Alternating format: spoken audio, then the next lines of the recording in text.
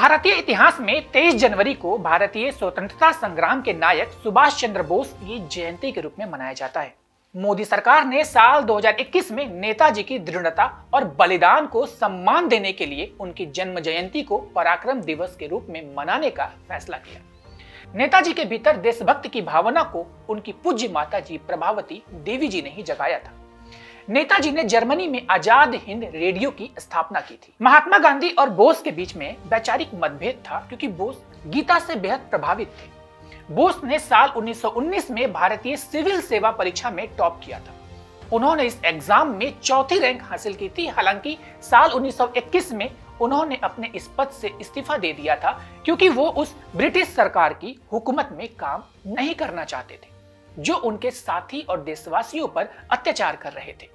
इन्हीं अंग्रेजी हुकूमतों से लड़ने के लिए नेताजी ने जय हिंद, दिल्ली चलो, तुम मुझे खून दो और मैं तुम्हें आजादी दूंगा जैसे नारे दिए और स्वतंत्रता की लड़ाई में कूद गए।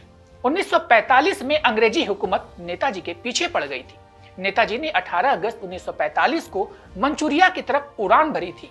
5 दिन बाद 23 अगस्त 1945 को टोक्यो रेडियो ने यह जानकारी दी कि जिस KI-21 बॉम्बर प्लेन में नेताजी सवार थे वो प्लेन ताइहोकू एयरपोर्ट के पास क्रैश हो गया था और उसमें सवार सुभाष चंद्र बोस बुरी तरह जल गए थे और अस्पताल में इलाज के दौरान उनका निधन हो गया था। आजाद भारत में सरकार ने 3 बार इस घटना की जांच के आदेश दिए।